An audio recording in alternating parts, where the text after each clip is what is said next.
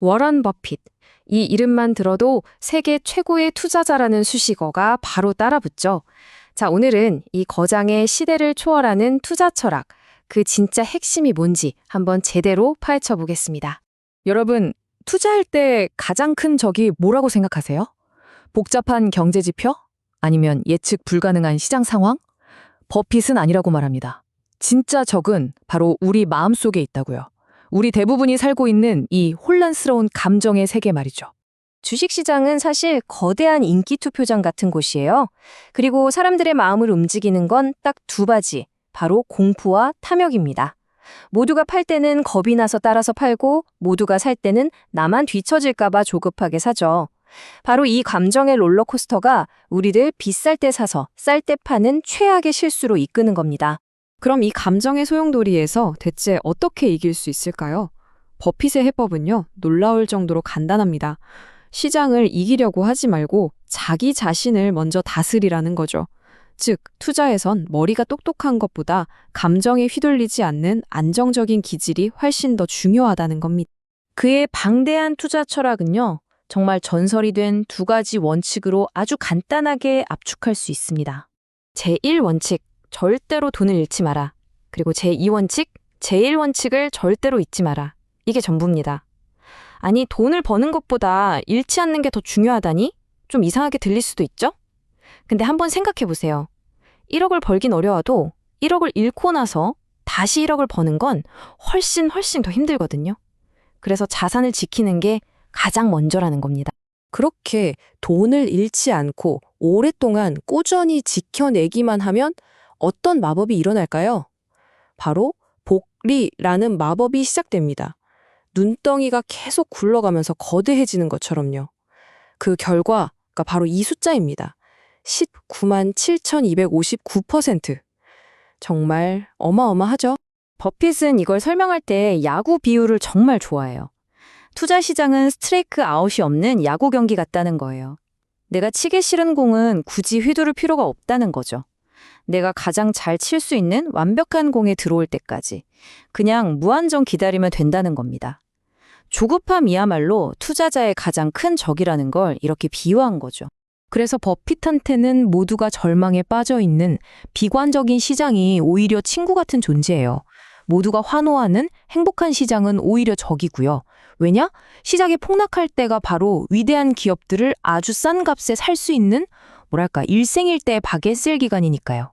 남들이 겁먹고 던질 때 그는 쇼핑카트를 끌고 나서는 겁니다. 자, 그럼 이제 마음의 준비는 됐습니다. 버핏은 그 위대한 기업들을 실제로 어떻게 찾아낼까요? 그만의 체크리스트가 있습니다. 그가 참는 건 딱 하나, 바로 경제적 해자가 있는 기업입니다. 옛날에 성을 지키던 그 해자 아시죠? 적들이 쉽게 쳐들어오지 못하게 성 주위에 파놓은 깊은 강이요. 기업에도 그런 게 있다는 겁니다.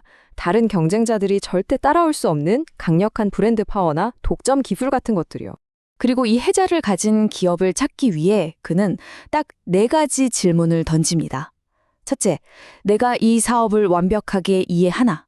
둘째, 오랫동안 꾸준히 돈을 잘 벌어왔나? 셋째, 경영진을 믿을 수 있나?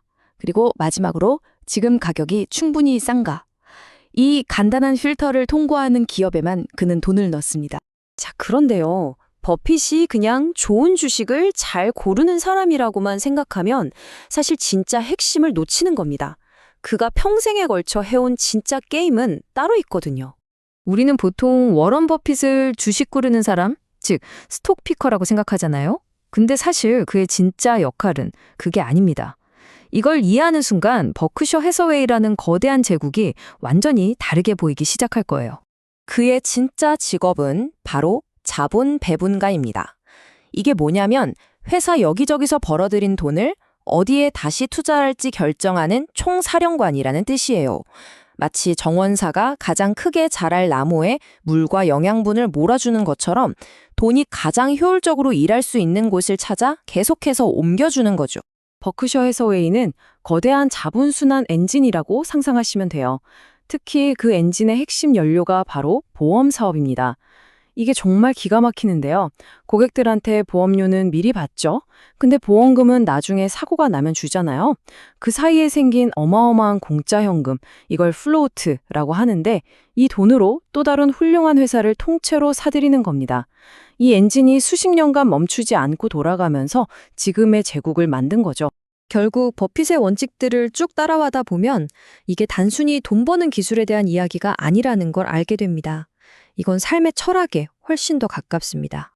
그는 돈보다 훨씬 더 중요한 자산이 바로 평판이라고 믿었습니다. 평판을 쌓는 데는 평생이 걸리지만 무너지는 건 단 5분이면 충분하다는 거죠. 그래서 그는 절대로 단기적인 이익 때문에 자신의 이름과 회사의 평판에 먹칠하는 결정은 내리지 않았습니다. 결국 그와 그의 평생 파트너 찰리 먼거가 추구한 건 단순히 부자가 되는 게 아니었어요. 바로 현명한 사람이 되는 것이었죠. 먼거가 더 일찍 현명해지지 못한 게 내 유일한 후회라고 말했을 정도니까요. 두 사람 모두 평생을 학습하는 기계처럼 살면서 끊임없이 배우고 성장하는 걸 최고의 가치로 여겼습니다. 결국 워런 버핏이 우리에게 주는 가장 위대한 교훈은 아마 이걸 겁니다.